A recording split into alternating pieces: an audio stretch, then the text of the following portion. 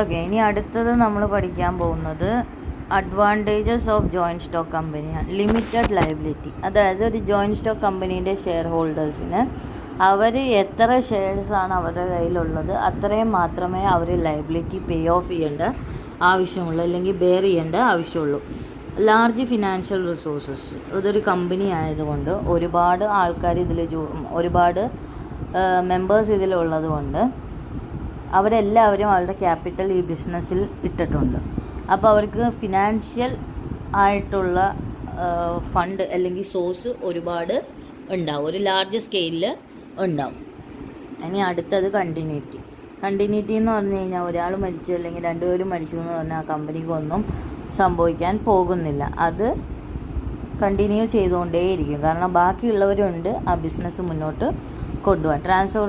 Transferability of shares, ഒരു കമ്പനീൻ്റെ shares നമുക്ക് transfer ചെയ്യാം, അതിൻ്റെ മെമ്പേഴ്സിന് ആർക്ക് വേണമെങ്കിലും അത് ട്രാൻസ്ഫർ ചെയ്യാം.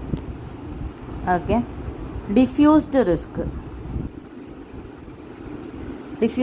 എന്ന് പറഞ്ഞാൽ റിസ്ക് ഉണ്ടെങ്കിൽ തന്നെ അത് എത്ര മെമ്പേഴ്സാണോ ഉള്ളത് അവർ ഈക്വലി റെസ്പോൺസിബിൾ ആണ് ആ റിസ്ക് ബെയർ ചെയ്യാന്നുള്ളത്. സോഷ്യൽ ബെനിഫിറ്റ്സ്,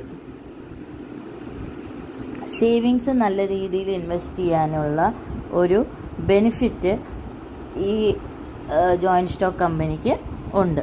ഇനി ലിമിറ്റേഷൻസ് കഴിഞ്ഞാൽ ഡിഫിക്കൽട്ടി ഓഫ് ഫോർമേഷൻ, ഒരുപാട് പേരുള്ളത് കൊണ്ടും നമുക്ക് ഫണ്ടും ഒരുപാടുള്ളത് കൊണ്ടും പിന്നെ കമ്പനീസ് ആക്റ്റും പിന്നെ രജിസ്റ്റർ പോയി കാണണം, കുറേ ഫോം ഫില്ല് ചെയ്ത് കൊടുക്കണം, കുറേ പേപ്പർ വർക്കൊക്കെ ഉള്ളതുകൊണ്ട് നമുക്ക് ഫോം ചെയ്യാൻ വളരെ ബുദ്ധിമുട്ടാണ്. എക്സസീവ് ഗവൺമെൻറ് കൺട്രോൾ, കാരണം ഗവൺമെൻറ്റിൻ്റെ നേതൃത്വത്തിലായതുകൊണ്ട് അവരുടെ ഭാഗത്തു നിന്നുള്ള ലിമിറ്റില്ലാത്ത കൺട്രോള് നമുക്ക് ഭയങ്കര ബുദ്ധിമുട്ടാവും.